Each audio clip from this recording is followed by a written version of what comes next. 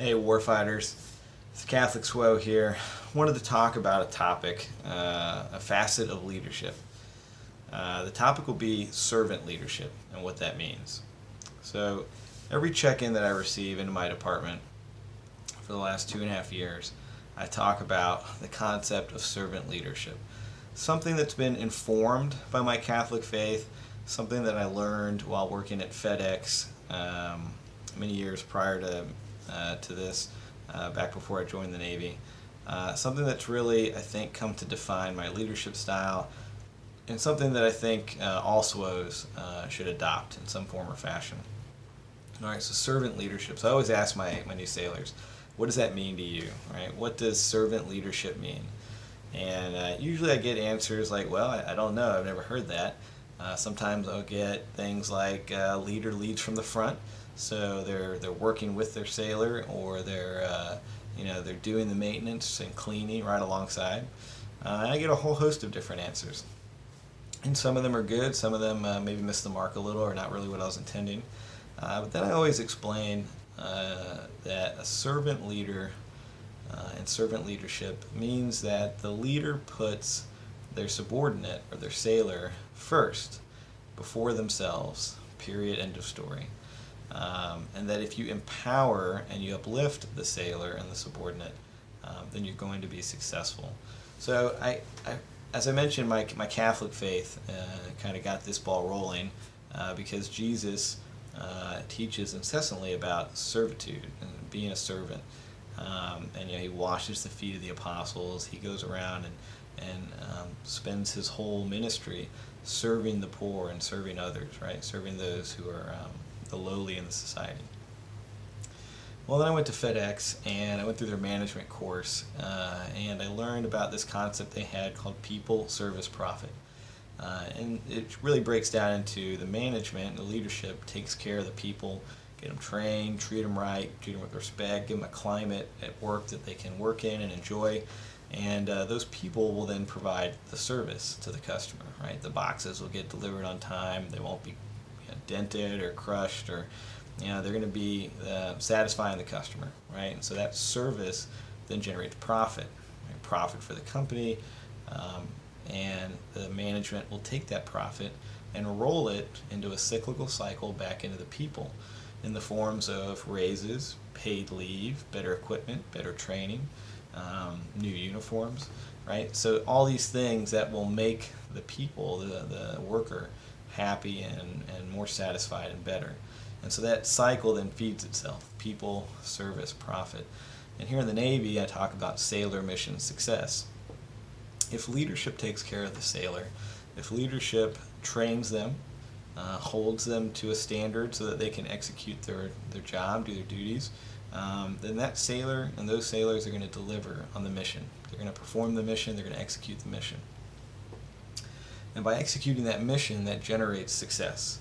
Right? So in the Navy, we can't exactly give people raises or bonuses, but we can roll that success into awards, into good fit reps and evals, into maybe special liberty, right? Or making every effort to grant leave when we can. There's all sorts of things that we can do as leaders to lift up our sailors. And so this concept of servant leadership feeds into this cyclical cycle. The leaders must put their sailors before themselves. Must put their sailors before themselves. And I often talk about the President of the United States, right? With George Bush or Barack Obama or Donald Trump, whoever it's going to be next. The president is not the most powerful man or woman in the country. They are the most responsible and ultimately accountable servant in the country. It is their job to protect the citizens, to serve the citizens, to ensure that our country is, that they're doing their very best and their very most to ensure our country's success. The servant leadership model demands that the leader not just lead from the front. That may be required at times, but it may not, based on the nature of your work. But that the leader is always putting the needs of the sailor first. And I emphasize needs because we all know that as humans, we're going to want certain things, and those certain things may not be particularly useful, they may not be good for us, but what we need, and that's what should be foremost on the leader's mind. And I'll tie this in, last concept, with the idea of love. So, in my department, we had a couple incidents, alcohol-related incidents, and I talked about the servant leadership model again, and I actually brought in the concept of love. And this is a separate video that I'll probably do on the Catholic side of things, but I brought up to my sailors, I introduced them this concept that I learned from listening to theologians who learned it from Thomas Aquinas and others, that love is not so much a feeling or an emotion or an act. Well, it is an act. It is, in fact, willing the good of the other. So you will the good through your action. You will the good of the other as other. Meaning, I do something good for you, good, something that's positive, something that you need, something that will build you up and lift you up. And I do it for you, not so that you'll do it back to me, not even so that you'll do it for the next person down the line. I do it for your sake, because you are who you are. And I do this good thing for you for the sake of you. And that is what servant leaders must do. We must love our sailors, we must love our subordinates, which means we must will the good of the other, will the good of the sailor, for simply their sake, right? Simply their sake. That earlier model I talked about, sailor mission success, that's true enough, right? And that's going to be the natural benefit of putting the sailor first. But ultimately, what makes for a good command climate, what makes for a good departmental or divisional climate, when people can work together and work for each other, is that when they truly love one another. Again, that's loving in the sense that you put their good above your own, that you will their good. You stay late. You stay an extra 2 hours to do studying to get PQS signed off. You stay late, or you come in early to knock out maintenance together so that your sailors can go home at a reasonable hour, or that you get their admin done, you get their fit rep signed, their awards process. All these things that we must do as leaders. And we're going to fail, right? As humans, we're going to fail, but we must always endeavor to lead by loving our sailors and putting them first.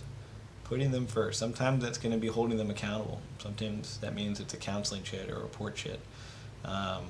But you're doing that not out of malice or anger or spite. You're doing that corrective disciplinary action because you love your sailor, because you want them to grow, you want them to be better. It's a very parental concept. If you have kids, you have to discipline, but you don't do so out of anger, you do so to correct a behavior so that they can be successful in the future. So that's what I mean when I talk about servant leadership. It can be very hard. It can be very difficult, self-denying, self-sacrificing. It is not an easy path, and certainly none of us walk it perfectly.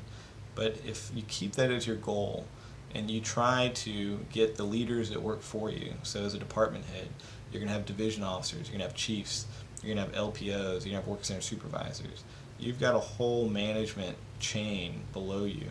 And if you inculcate that attitude of servant leadership in them, then you're going to see a tremendous output of command climate, of productivity, and quite frankly of morale. It's going to improve.